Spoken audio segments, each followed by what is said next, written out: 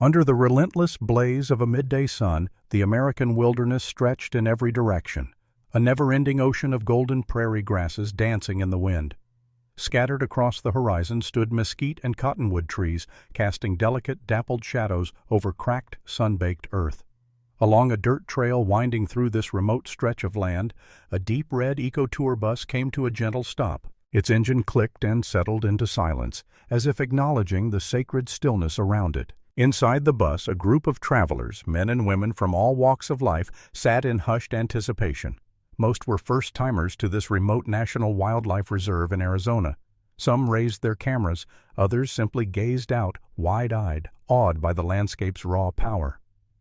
At the front of the bus stood Ranger Eli Brooks, a man of few words and countless stories, his tanned face weathered by years in the field, his eyes calm but always alert. To many, Eli was just a guide. But to those who knew him, and to the land itself, he was something more.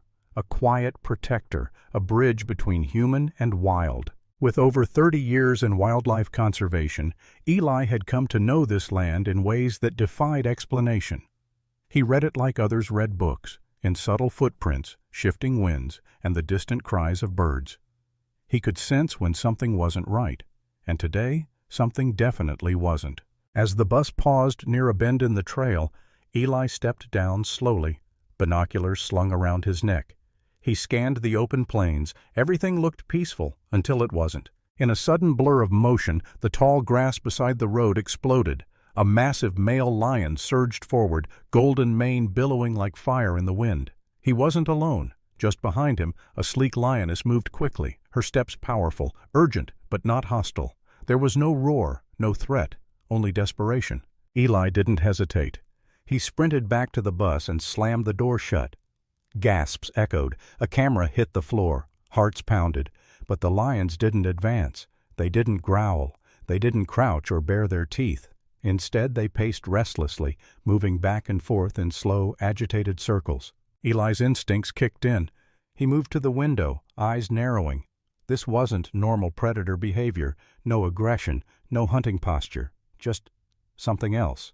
Something emotional. And then it happened. The male lion stopped, looked into the brush, then turned his gaze toward Eli. Their eyes locked, not in threat, but in what Eli would later describe as a plea, a silent request for help. Without saying a word, Eli reached for the door handle. A hush fell over the bus. Everyone inside watched with wide eyes and held breath. As Eli stepped outside, the lions didn't attack. They parted, clearing a path. The lioness moved a few feet ahead, paused, and looked back at him. There was no doubt. They were leading him somewhere. He followed, slowly, deliberately. Just beyond the roadside, the grass grew thicker. The earth sloped downward into a natural depression carved by time, and there, hidden beneath reeds and scattered stones, was a narrow fissure in the ground.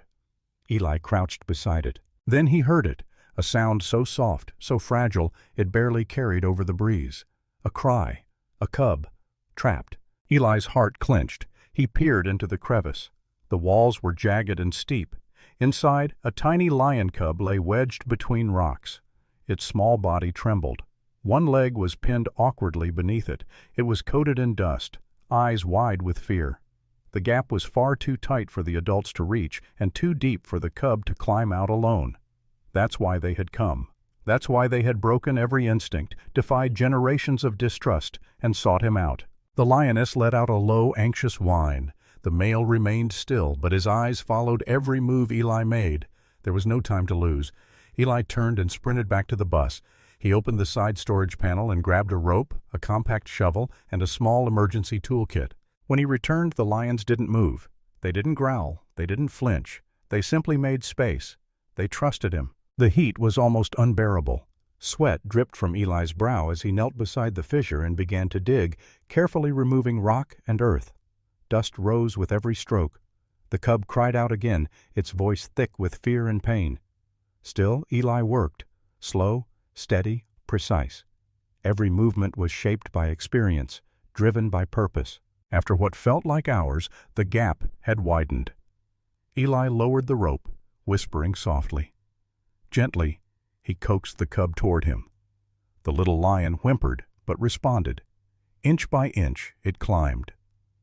When Eli finally reached down and cradled the cub in his arms, the lioness stepped forward. Her body trembled. She leaned in, sniffed, then began to nuzzle and lick her baby. Her relief was undeniable, raw, maternal. The male lion joined them, slow and deliberate. He examined the cub, then turned his gaze once more to Eli. No growl, no tension, just gratitude. In a moment suspended in time, predator and protector met in mutual respect. Then, as silently as they'd come, the lions retreated into the tall grass, their cub nestled safely between them. Back on the bus, no one spoke for a long time. Some wept. Others stared out the windows, overwhelmed by what they had witnessed. They asked for help, one tourist whispered, and he answered. Eli took a slow sip of water, his eyes fixed on the horizon where the lions had vanished. He didn't say much, he rarely did, but finally in a quiet voice he said, "That wasn't instinct, that was intention. They knew." And as the bus rolled forward once more, something had shifted, not just in the land, but in everyone who had witnessed what happened. It was no longer just a wildlife tour.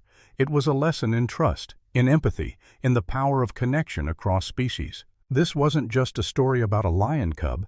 It was a story about what it means to care, about the silent intelligence of the wild, about how, when compassion meets courage, even the fiercest creatures can ask for help and be heard.